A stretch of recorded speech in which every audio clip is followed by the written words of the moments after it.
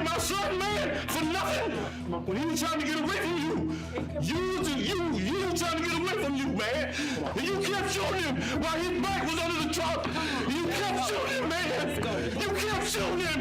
And his back was turned to you, man. This is Michael Madison, a serial killer who is facing charges for multiple murders in Ohio. You stripped them from the waist down. You folded them in half, binding them so that their feet were up by their ears. You wrapped them in multiple layers of trash bags, and you discarded them. Michael Madison is a convicted serial killer responsible for 3 women's deaths in East Cleveland, Ohio. He was arrested in July 2013 after the bodies of 3 women were found in garbage bags near his apartment. Born in 1977 in Cleveland, Madison grew up in a troubled household. His mother suffered from drug addiction, was very abusive, and encouraged her boyfriends to abuse Madison. In July 2013, police investigating a foul odor found the decomposing body of a young African-American woman in a garage leased by Madison. The victims were identified as 38-year-old Angela Deskins, 28-year-old Shatisha Sheely. The third victim was 18-year-old Sherelda Terry, whose body was discovered in a nearby garage.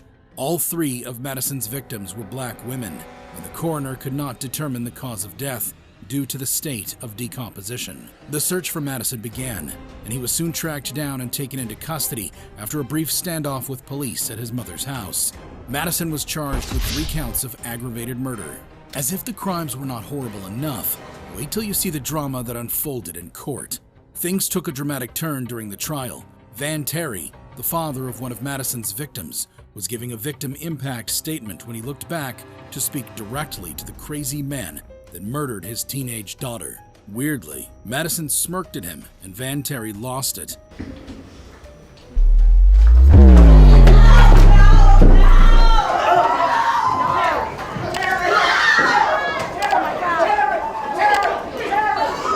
He lunged at Madison. Court officials had to hold him back while Madison, restrained but visibly grinning, was moved to a position of safety. Madison was charged with multiple counts of aggravated murder, kidnapping, and sexual assault. He pleaded not guilty because of insanity, but the jury ultimately found him guilty and recommended the death penalty. In 2016, a judge sentenced him to death for his crimes. However shocking you thought Van Terry's explosion was, it wasn't the only time a parent attacked a murderer in court, like in the case of Jasmine Gordon and Clifford Thomas, who's facing charges of involuntary manslaughter in Detroit, Michigan. Jasmine Gordon and her boyfriend, Clifford Thomas, had taken 3-year-old Jamila to the hospital, claiming she had hit her head and stopped breathing. However, officials determined that she died from physical abuse, not from hitting her head. Both Gordon and Thomas were found guilty of involuntary manslaughter. Still, they appeared in court on the same Friday so that victims wouldn't have to give their statements twice. However terrible the crimes were, what happened in court was even more dramatic. Jamila's biological father, Dwayne Smith, was set to give a victim impact statement when he suddenly attacked Thomas from behind.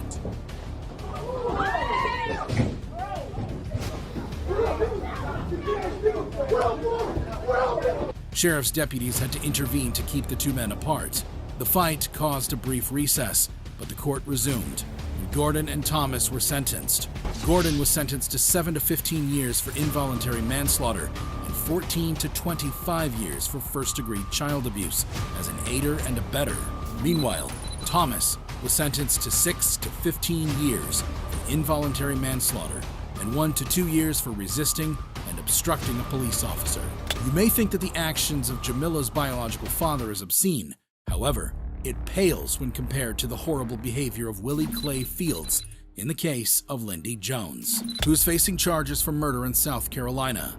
In August of 2019, 19-year-old Lindy Jones killed 18-year-old Willie Antoine Fields. The victim's family, unaware that their child had been murdered, reported him missing for days. Fields was later found shot to death off a roadway in Orangeburg County.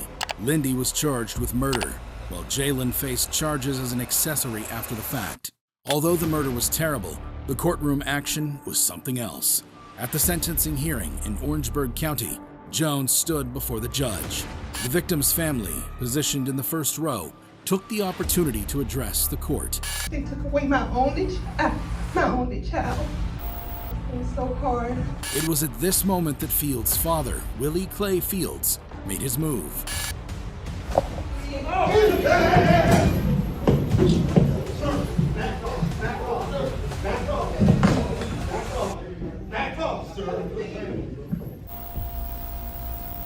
In a swift and intense act, he lunged at Jones, striking him forcefully in the back of the head. Look again as Willie Clay quickly bypasses the lone policeman standing behind the assailant and gives the teenage killer a blow to the head. The situation escalated quickly as the father tackled Jones, bringing him to the ground. Court officials rushed to the scene and intervened, pulling the two men apart. Officers eventually escorted Jones out, while others restrained the victim's father. Following the incident in court, the victim's father was charged with assault and battery in the third degree. For Jones, he apologized for his actions and was sentenced to 35 years in prison. However terrible Willie Clay Fields acted, some grieving fathers have lost it in court too. There's the case of Lucas Kendall, who's facing charges for the murder of Kejuan Bird. Kendall had callously shot and killed Kejuan, leaving a grieving family desperate for justice. Kejuan Bird and Michael Smathers were unarmed and around their car when Kendall, who was an armed security guard, opened fire on them. Bird was shot 4 times in the back and died from the gunshot, while Smathers made it out alive but was paralyzed. Kendall, who had a criminal past, was charged with second-degree murder and attempted murder, despite claiming to be mentally unstable. In fact, Kendall was declared incompetent to stand trial twice before being ruled fit to be in court. In a courtroom filled with tension and raw emotions, his lawyers still argued that his client should be sent to a hospital for medical care rather than prison. And then the issue is that you want him housed where? At the same facility he's been housed. In order to prevent him from decompensating? Yes, Your Honor. He eventually decompensated to the point where he was sitting in a fetal position, naked, not eating, and not interacting with any human being. That's when Kejuan's father's anger boiled over. Donald Bird, the grieving father of Kejuan, could not contain his fury upon witnessing Kendall's lawyer. Yeah, but my son is dead, man. My son is dead. He needs to go to prison. He don't need to be laying no mental hospital.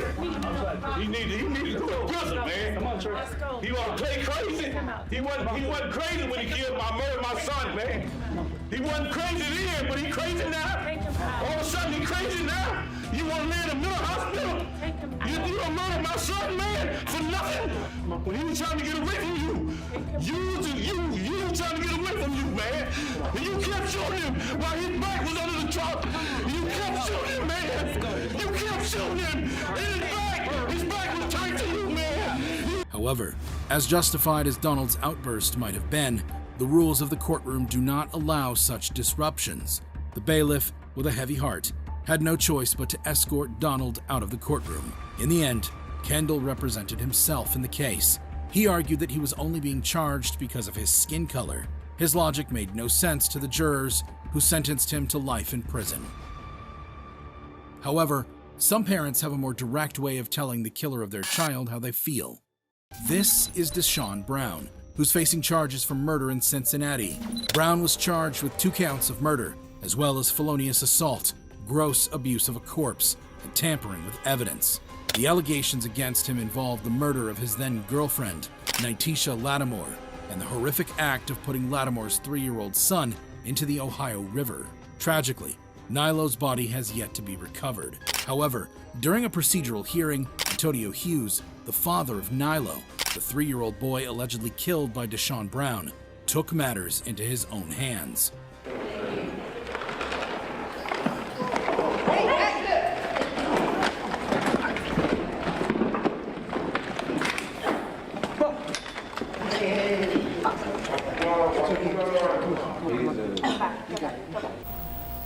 Hughes lunged at Brown, repeatedly striking him in the head and neck before being subdued by deputies. Despite court officers handcuffing Hughes and escorting him out, his anger couldn't be contained. Chill out, dude. And he attempted to attack Brown again, requiring 4 officers to restrain him. Hughes was subsequently charged with contempt of court and sentenced to 7 days in the Hamilton County Justice Center. Revelations from Cincinnati police detectives added another layer of tragedy to the case. They disclosed that Nitisha was believed to have been pregnant with Brown's child but suffered a miscarriage. Detectives suspect that Brown believed Nitisha killed the baby and retaliated by killing Nitisha and Nilo. Plus, the fact that Brown bought a body bag on eBay suggests a motive of vengeance for the miscarriage. If found guilty, Brown faces the possibility of the death penalty. If you thought these cases were shocking, you would be appalled by the case of Aaron Fryer, covered in this video.